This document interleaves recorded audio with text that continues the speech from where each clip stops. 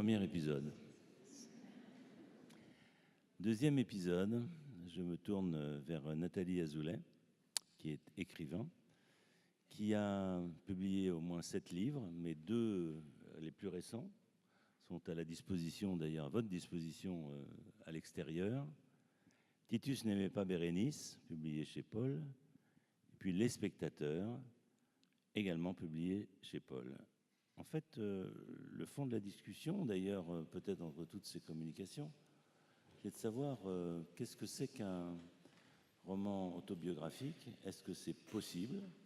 Est-ce qu'on peut écrire que de son intimité ou peut-on se relier à l'extérieur et être plus dans le cours de l'histoire?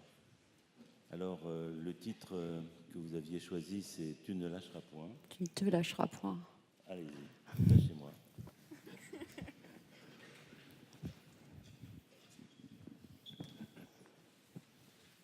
Bonjour. Alors, on déclare l'intimité en danger, mais qu'est-ce à dire au juste?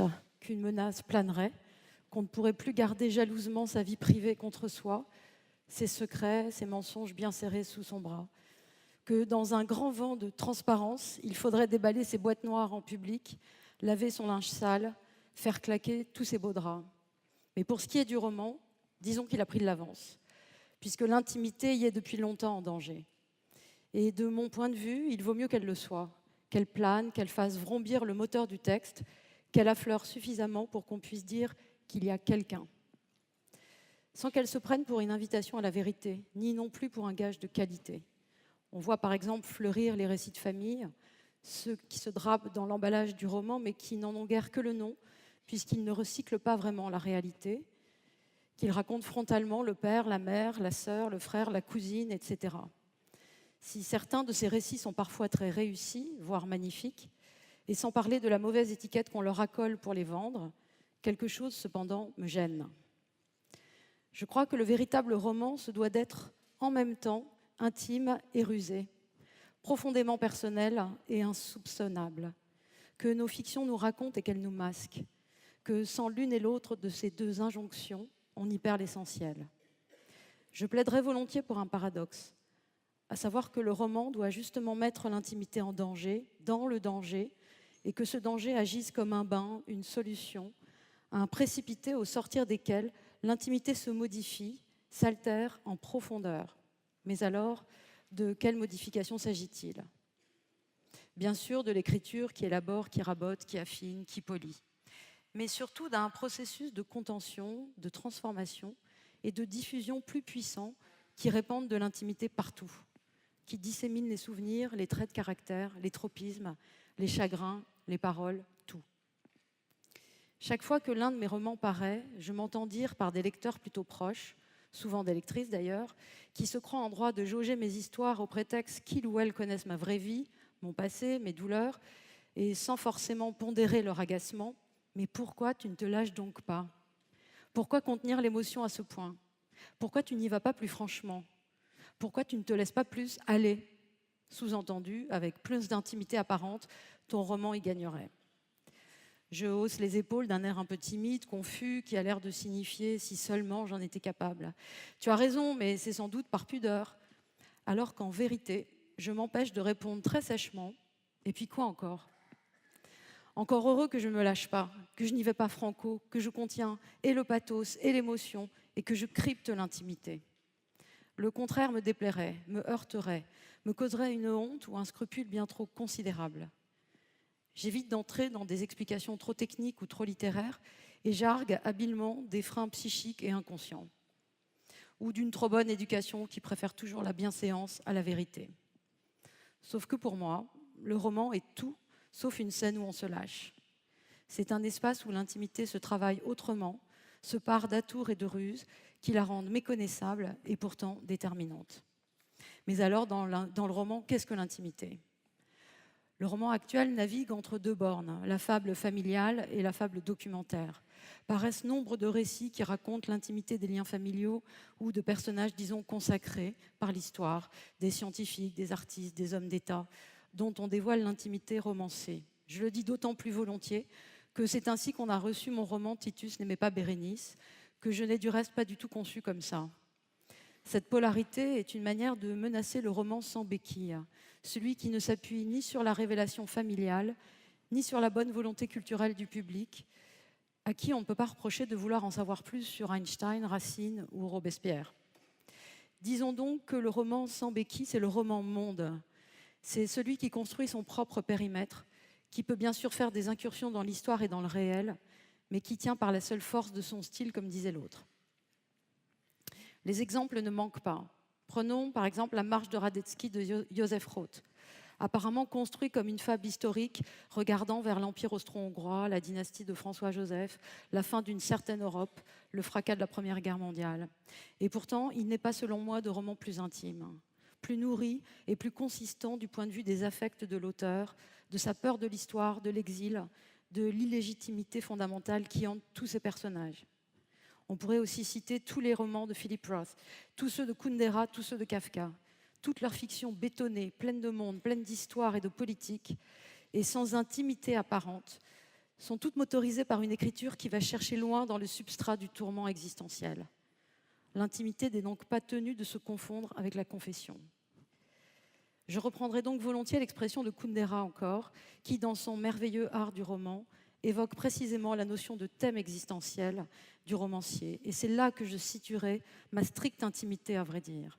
Dans ces obsessions qui tournent, qui, tels des moulins, reviennent de texte en texte. Des thèmes qui sont de tous ordres, mais qui, la plupart du temps, ont à voir avec l'identité, la division, la place dans le monde, la légitimité, le rapport à l'histoire et à la loi.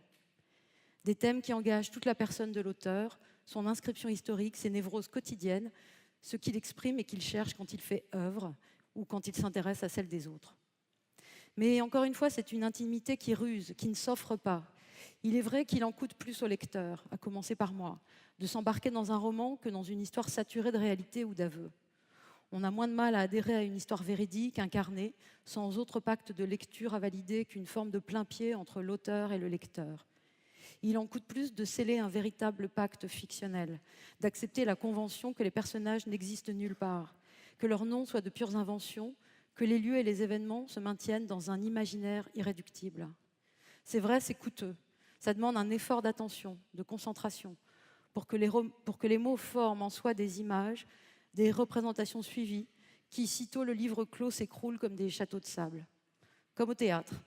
Il faut accepter le pacte, ne pas rechigner, ne pas chipoter devant l'illusion, si énorme soit-elle. Et comme auteur aussi, il nous en coûte. C'est du travail, c'est un apprentissage. Si j'ai commencé à écrire en racontant mes enfants, mon frère, oserais-je dire que pour moi, le roman est venu avec l'âge. Car le roman est une manufacture, une fabrique à déplacement, à transformation, qui nécessite certains gestes, de l'agilité, de la synthèse, un certain savoir-faire. Et pourtant, dans tous mes romans, il en va toujours de ma vie intime, amicale, amoureuse, idéologique, familiale. Tout y est déversé, mais malaxé et modifié. À l'origine de chacun d'entre eux, il y a un bouleversement, un moment de percussion, un choc émotionnel ou intellectuel, qui déclenche une modification profonde. Sans cela, je n'écris pas, je n'y arrive pas. C'est donc toujours dans la plus stricte intimité que ça commence et que ça se passe. Aucun de mes romans ne fait l'économie de cette matière première, inflammable, de ce carburant indispensable. Et s'il s'agit de raconter une histoire pour raconter une histoire, alors autant faire du tricot, et ça ne m'intéresse pas. C'est pour cela qu'on a coutume de dire que les écrivains travaillent sur un manque ou sur une faille générique. Non pas juste un vide, mais une faille, au sens sismique du terme, une crevasse, une béance produite par un mouvement, par un déplacement. Ou que le mythe du poète maudit à la vie si dure, parce que cette malédiction a moins à voir avec la récurrence d'un sort ou d'un mauvais destin qu'avec cette impulsion intime. C'est pour moi le vrai sens d'une formule comme Madame Bovary, c'est moi, ou le fondement de la réponse un peu sommaire mais sincère que je donne quand on me demande lequel de mes personnages je suis, puisqu'immanquablement, je les suis tous. Parce que précisément, il faut trouver une forme à tout cela, des corps, des trajectoires, ce qu'on appelle des personnages. Créer un récit qui conduise l'émotion originelle, comme un métal conduit l'électricité, mais pas directement, pas en disant « je » ou alors un « je » romanesque, pas en écrivant « voilà ce qui m'est arrivé » ou « voilà ce que je crains » ou « voilà ce que je ressens ». Non, pas en optant pour l'universel témoignage, pour paraphraser Mallarmé, mais en créant, c'est-à-dire en proposant une autre forme. À l'instar de Kundera, encore lui, Le roman est pour moi un genre sérieux, chargé de tisser au sein d'une histoire les questions de l'existence et de l'époque.